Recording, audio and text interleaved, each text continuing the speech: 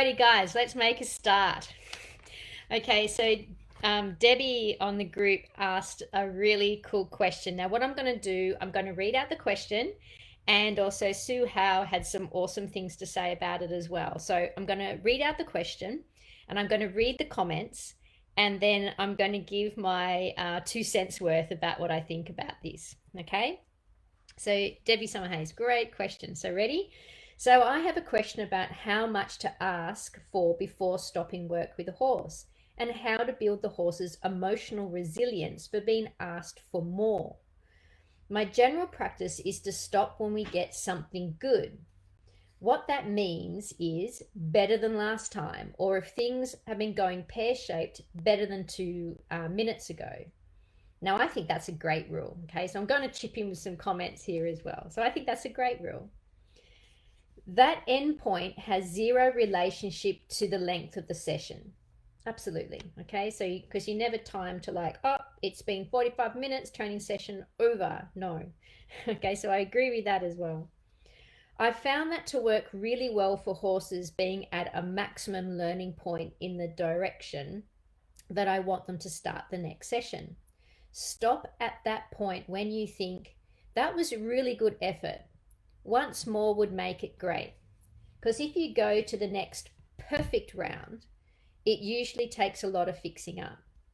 All right, now my comment to that is, yeah, moving on is the greatest reinforcement you can give with a horse. So once they get it good, there's improvement, move on. And my reasoning for that is, imagine if I asked you, I stood in front of you and I said, oh, what's 1 + 1? And you said 2. And I went, great, what's 1 + 1? And you went, 2.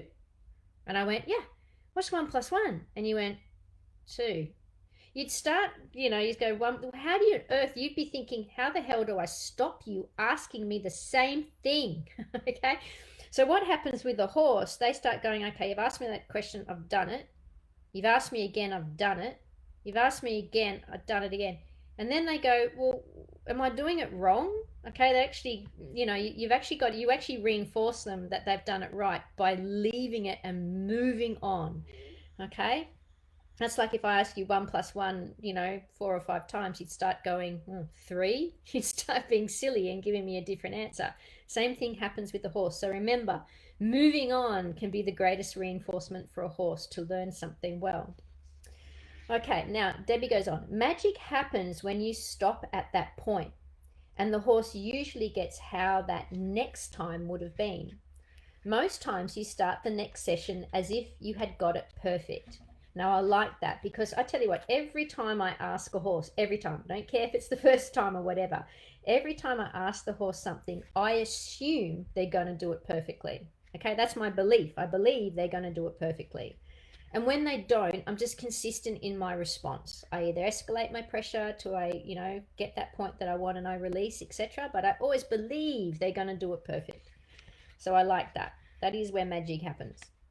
Now, Debbie, my question is around building more mental and physical resilience with a horse. The practice above works fine when there is nothing else that needs to be done for the day or the week. The thought has occurred, though, around those times when we are out on longer trail rides and need to mount up again to come home, or at a show where there are more classes, a break, and then more classes. Then building the work ethic, in quotations, because that's a human thing, to face back up and continue working with a good mindset, sometimes isn't what happens during those finishing on a good point sessions. So, you're going with the finishing on a good point session. What if you go in, you're doing something hard, the horse did it, and after 5 minutes, that was the end of the session, right? So the session's only really short. So, how do you train them to do that long trail ride, to come back after that break and get on again because that show's not finished? This is what Debbie's digging down into, and it's why it's such a good can of worm questions. Debbie goes on. The horse may get grumpy or tired or might start lagging in their response, all of which can contribute to frustration for both the horse and rider. How do we judge that point of mental stretch while still getting the best stopping point for maximum learning? Okay, and Debbie goes, I hope that makes sense. Now, Sue House had some great comments as well. Sue House, very, very wise friend of mine. Sue says, there is also the whole extrapolation on this regarding what level of the horse being present, shut down, accepting, resignation, learned helplessness, that is deemed okay too. Um, I've had instructors surprised and a little confused when I finish a session early, and I've cringed as I've watched horses reach level of tiredness and frustration that caused overwhelmed and naughty behavior, which then resulted in a whole new level of overwhelm as they tried then to fix the behavior. Actually, I think that might have been another comment from Debbie. Sue said this actually. Sue said, it is just poor training to push a horse to overwhelm or exhaustion. There are things that tell you way before the horse has complained that they are tired, sore, breathing recovery, etc. They've learned response becomes inconsistent if I have to go to the whip, etc. Don't let them get there, but also you have to push their fitness. Okay, so there's the two comments about that. So this whole question is about, how do you teach that work ethic where they've got to keep going? There's times where, if you're just giving short sessions and, not pushing the horse to do anything, how do you create that resilience that the horse will say yes and keep going for you and not feel a bit tired and stop? And then, Sue's chimed in with some good thoughts saying, like, if you do push the horse beyond, it can cause problems. And they can get overwhelmed and then they can get naughty, and I see that, and I've seen that all the time. I just remember the other day I was watching a video of someone teaching flying changes. The horse had never done flying changes, and the horse does one good flying change. So instead of stopping it and resting it and making it party time for that horse, they decided to go practice another 6 more, and of course they progressively got worse. If they just stopped at that one and made a big deal out of it, the horse could have really known that was a really good thing, but they just kept going until it all fell apart again. But they posted it on Facebook, so they thought it was awesome. Anyway, I go on. So let me just give my bit of a thought about this, and I agree with everything that Debbie said there about not having time limits, about moving on when you get an improvement. But I'm very good at teaching this kind of this mental and emotional resilience that this work ethic within horses. And I believe the reason why I'm able to do it is because of the way that I train and the process that I train. Because fitness is a big thing for me. You got to teach the horse to be fit, because when a horse gets, just say, overwhelmed or struggling during a training session, it can be for lots of different reasons. It can be for fatigue, it can be for discomfort due to tack, it can be due to the way that you're riding, it can be due to some other health issue like soundness or ulcers or something like that. It can be due to confusion. There's a whole list of things. It can be to an outside distraction or something that's going on that's worrying the horse. It can be the time of day. It can be all these reasons why the horse might be struggling for it. But it's just really how I do it and how I teach this, and what you told, this mental stretch, is that the way that I have a process that I work through, and it's the process of increasing difficulty. And it starts in the round pen. Groundwork, foundation riding, and then I start adding on with the more technical stuff that's really tapping in and building the gymnastics of that horse. Because ultimately what I'm doing two things. I'm building a horse with the physical fitness and gymnastic strength to be able to be ridden and have their soundness maintained, but also have the level of fitness and strength maintained to be able for me to ride it and them not to get sore and uncomfortable. Okay. And my other thing is that I'm teaching them that they understand, and I'm ultimately teaching them to follow the feel, to really zone in on me, focus on me, and be following what I want them to do. Okay, so there's this mental aspect and this physical aspect. So it's the way that I train and how I train, whether I go to more advanced stuff. I can always go backwards if the horse isn't coping with something, and I always start at a starting point and then work up. So let me give you an example. So I always start horses off in the round pen, simple stuff, okay, simple responses for them to learn to master and to get good at. Also has an added benefit that it helps with fitness and improving their balance with nothing connected to their face, right? Then I add on and I do groundwork. Same thing again, has a fitness element, has a mental and emotional element to it. And then, of course, that it's riding. So I have some, so if the horse is ever having a bad day or struggling with something, I can always click back down. So just say I've got a young horse that I've started doing groundwork with.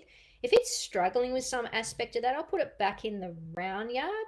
Okay, and I will always take steps backwards. Or if I got a horse that's a bit more advanced and they're struggling for some reason, I'll tick back down to foundation type riding. But I've already normally started there. Okay, so I'll always start at the easiest thing of where we're going. And it's only when the horse has really mastered something and done its job within there that I let it go. So, so I go from round penning to round penning and groundwork, and then I drop the round penning off and I just do groundwork. And then I introduce, then it might be some foundation riding, etc., things like that. So I'm always dropping things off, but I'm always starting at a starting easy point. Even on those more advanced horses that I'm riding and I don't do any groundwork anymore with, when I get on them, the first things I do is I check their foundation every single time. So I'm going to the stuff, I'm always starting at the stuff that I know that they're getting good at, okay? That they're already good, they've got a level of mastery at. Because that really sets a horse up. Then I only introduce new things at the end of a session, at the very end of a session. So why I do that is I start at the stuff I already know that they've got really under their belt, that they've mastered to make them feel successful, and that I'm starting with something that, is not putting any great mental or emotional load on them doing. And also it's allowing me, it's always something with, whether it be round penning, groundwork, or foundation riding, there's normally a lot of canter work involved. And as I said, I talk about canter therapy and stuff all the time. So I do a lot of canter work in all those three things. And I find that's me working on the horse's fitness. Okay, that's a real massive goal for me. Okay, is working on the horse's fitness, because of the massive impact that can have of the horse learning to work with you. So I've done their kind of fitness work and everything like that before I introduce something new to them. Now, another thing I do, if I have a horse that's struggling with something, there is always an element that I can tie back to something else. And this is really how I learnt to actually train in the first place, is that, my first thing is I learn about foundation riding, right? I learn about foundation riding and letting go in the reins and lateral flexion and yielding the hind end and all this type of stuff. And I learned that doing that improved my more advanced stuff. Okay, so I learned that benefit. And then I started hearing about this groundwork business and I had to play around. It was like, oh, doing that actually made my groundwork better. Sorry, my groundwork made my foundation riding better, which made my advanced stuff better. And then it was like, I just had this epiphany. I then discovered round penning and discovered that, oh, wow, I could make my groundwork better by making my round penning, by doing round penning.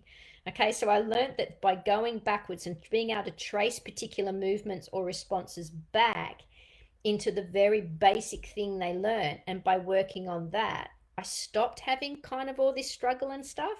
And by having this way that I worked horses, by always having an element of fitness work within there, is that I was able to build their physical fitness, but also was able to tap in and stop actually causing these kind of crises or these struggle moments with horses by going backwards. Okay, by having this backwards method. And then, of course, I just learned, I never forget the day it was just like, stuff it, I'm not dabbling anymore. I just, I took a whole lot of times, as years and years ago, I cancelled all my competitions and everything like that, and I just put every single one of my horses back in the round pen, and I just redid them and rebooted them all. That was really the big start of my main journey of learning everything. So that's how I do it. I have it by having a process where I build them up and I teach them the very simplest thing. Very simplest thing you can do is work a horse in the round pen and teach them the responses in there. But every single response you teach in the round pen can be connected to something advanced. Okay, so it allowed me to teach them the simple thing that they're able to get really easy, okay, without too much trouble, because you're just working on drive lines and things like that. So they're easily able to answer the questions and find them. It's really where they learn how to learn, and they develop a lot of trust for you that they can work you out and navigate you. And then from there, you're just adding on a little bit all the time. So groundwork then adds on to the round penning work, and then the foundation writing adds on to the groundwork, and then the foundation writing adds on to the more advanced stuff, and then the advanced stuff goes to more advanced stuff. But every single thing you can trace back to a response. So that's what I do. I make sure that I don't bother waiting for it to stuff up anymore like I used to. I know I get that stuff really good at the start. And that's why I can be a really annoying coach, because if you're still using your whip to do an upward transition when you're under saddle, that's not good enough. You got to get that good. That's got to show me the perfect in the round pen, show me it good in the groundwork. And you shouldn't be going to your whip under saddle. That means you got a hole somewhere and you better go fill it, because it's going to become a problem. You're going to get the horse struggling as you try to take that horse further along. So that's why I'm meticulous as hell, and why that's a really great question from Debbie, because I thought I agree with all those things, but I don't have that trouble so much with horses anymore, because I set them up. That's why I'm so dedicated and meticulous with my building blocks that I use. And if I have a horse that's struggling one day, I'll take them backwards. I'll step backwards in my process to find out what the problem is. Okay. That's also why I'm really good at discovering or being able to pinpoint a horse as unsound or unwell or something like that, because I target their responses, their learned responses, and I know the horse, etc., and I know how they learn and stuff like that. So I'm able to point out if I believe there's a glitch that's interfering with their ability to learn or their learning response, and that's normally pain. So do you guys have any comments about that? Okay, that was me ranting on with my can of worms. So my can of worms of building, physical, mental, and emotional resilience is in the way that you train. It's the process you use, and it's how you build them up. Okay, it has to have an element of fitness there, because that can be a major trigger for them to feel uncomfortable, get emotional, and struggle. Okay, so it always has that. But by just having that process where you build them up, and also a process that you can go backwards with, okay, if a horse is struggling, that allows you to cope with those things. Okay, any comments? It is a great question, isn't it, Obed? Yeah, yeah. So let me know, or I might have done. Give me the thumbs up if you thought I just whatever I rattled on with then was not was okay.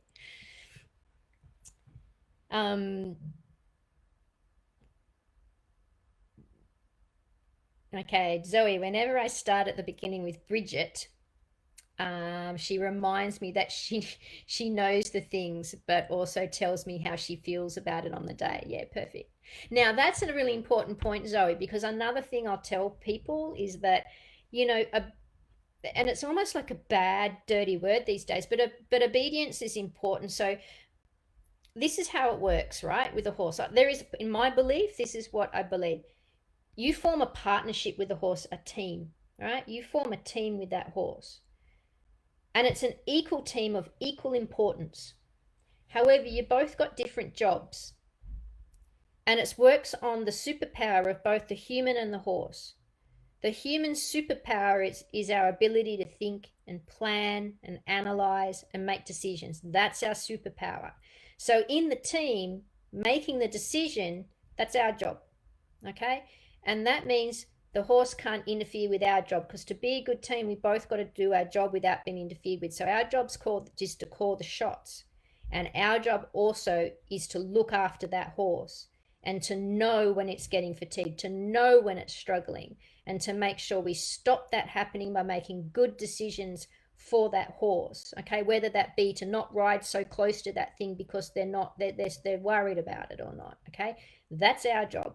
Horse's job is to provide the movement and the action, because movement is their superpower, and we don't interfere with that. Okay, so we form this team and it's equal, but we both got jobs. So, very early on, I'm teaching the horse that I'm making the decisions, not them. This is, we're a team. Your job's this, and my job is not to interfere and get in your rate, make you unbalanced, and to make you do things that is uncomfortable. Okay, is to sit on your back in as balanced fashion as possible. But my is to call the shots, and you can't, like, I will be listening to how you're feeling intently, okay, and learn to understand you, but I'm going to call the shots. So it's like obedience to that is what I really drill home in. It's like I call the shots. So when I get on, I say we've got to keep going for another 20 kilometers on this trail ride.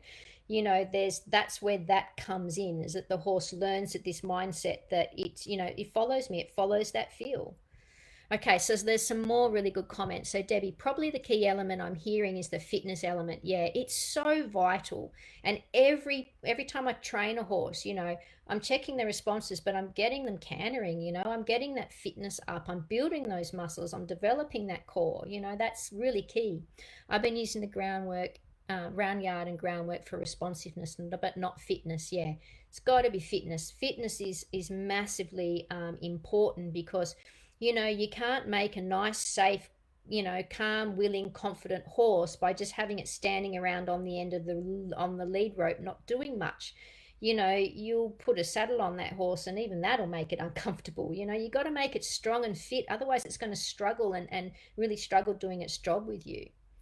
Okay, just some other comments. Sonia, interested in transition into foundation riding into groundwork. Yeah, Sonia, every single thing I do on the ground, and that's what I'll be able to work through on the challenges and the courses I'm putting out. Every single thing you do in the round pen to the groundwork, I have a transition process into the saddle. Lots of people think you just do this groundwork business and then you get on the horse and ride it. You don't. You've actually got to take that exercise and then take it into under saddle. So just say, for instance, groundworking a horse, lunging a horse. I'm just about to release that video for today, for day 3 of the challenge is lunging. Right now, the lunging is the start of steering, is start of your response to the rein, because you're getting the horse to feel and follow how you guide them on the ground through the feel of what you put through that rope on the ground, standing in the middle of that circle.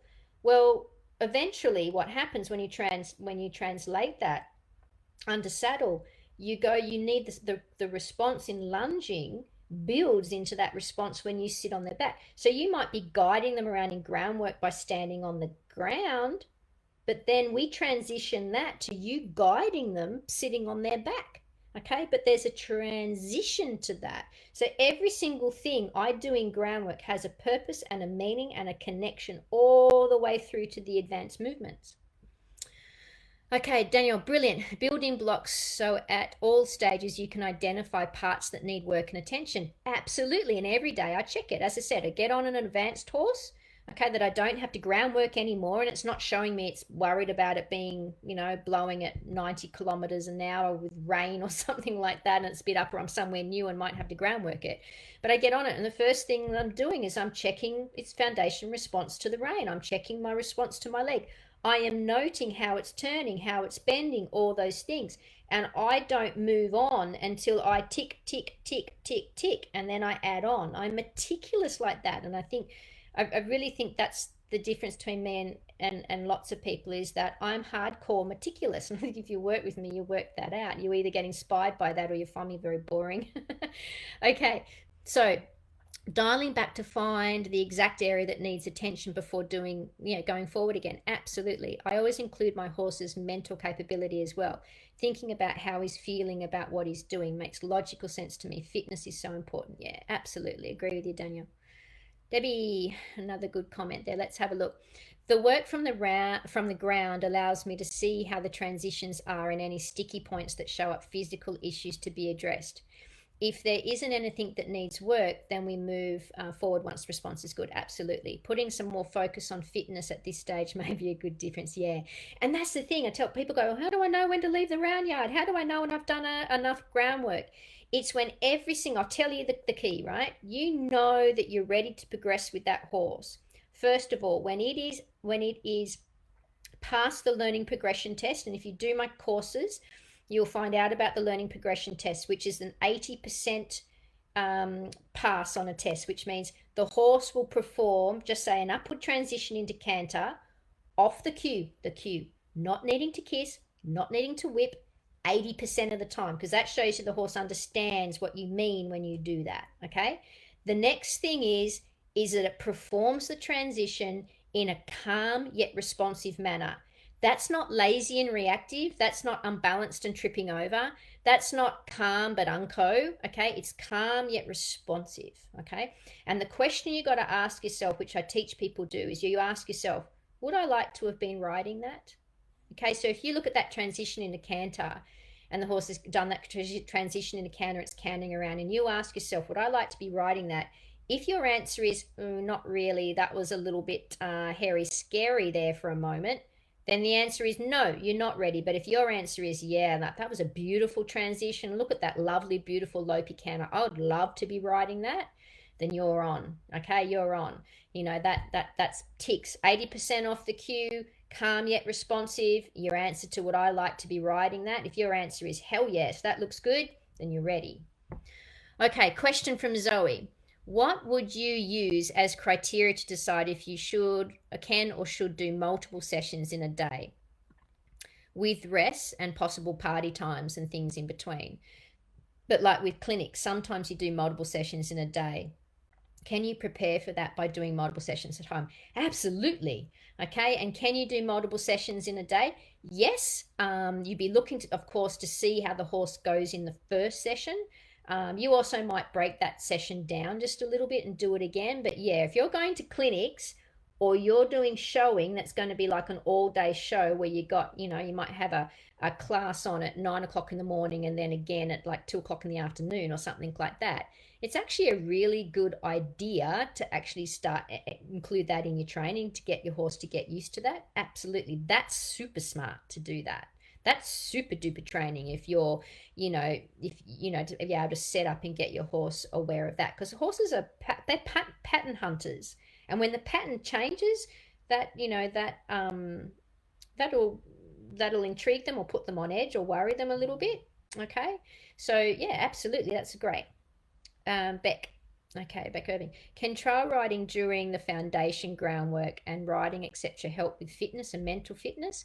Yeah, absolutely. Look, I'm really strict with my process. When I work people through the process, it's just like you don't ride, like you're going to rebuild all that stuff. So you do round penning, do groundwork, and then you add on the foundation run. I don't like people going off and doing other things because you're actually rebuilding a whole lot of habits. And if you're trying to rebuild a habit, yet you're going and riding and doing the old habits and stuff, it doesn't work as well. So I tell people when they reboot, that's why I call it reboot. When you reboot your horse, you pull everything out, you put it all back together beautifully, and then you progress from there. However, if the horse is all, going well and everything like that, and the foundation's rebooted and stuff like that, and remember, rebooting can sometimes take as little as 4 weeks, okay, depending on how much time you've got or the complexity of your horse. But most horses, you can do like this massive reboot in a month, And the longest really it's ever taken me or whatever for a horse was 7 weeks, and that horse had a serious but nasty bucking issue. Okay, so normally it's between 4 and 7. That's all you got to do to reboot a horse and have a new unicorn, that you've made yourself. However, when you get to that stage, trail riding is absolutely crucial for fitness. Getting out on those trails and out of the round yard is so important for horses. Doing hill work and things like that, walking up hills, trotting up hills is absolute gold for that stuff. Absolutely. And also, horses see purpose in working on trails. Sometimes horses lose purpose for riding circles in the arena. We've all seen that meme on Facebook of the horse at the psychologist's office going around about how she just wants circles and more circles and more circles. That's actually true. Okay. Diane, how you going? Perfect timing with this topic for Jade on day 5 ride after her break. She's telling me she's tired listening while I tack her up, and I think she thinks you're back for lessons hearing your voice. Ha ha ha. Yes, Jade. Miss Lazy Pants, you got to get some. She's a good one for not having the best work ethic. Yeah, and lots of horses are like that. You got to keep a horse in work. Fitness is so important, but you got to be aware of building it up as well. Okay, and I'm sure you'll do that, Di. Alrighty, guys. Any last questions on this topic? I wanted to do this topic. I thought I was so sad when I didn't get to it yesterday in the live that I thought it was worthy of a can of worms question, and I might have the odd can of worms question. So if you ever have a can of worms question, please pass it on to me because I'll be willing to take it on. So just last call for any questions before we go. Anyway, it's been great seeing everybody. And comments have been working, which is fabulous. Alrighty, guys, so it's 1 o'clock. Hope you enjoy the rest of your day. And please, as I said, pass on those questions if you've got them. And I look forward to my next live. See ya.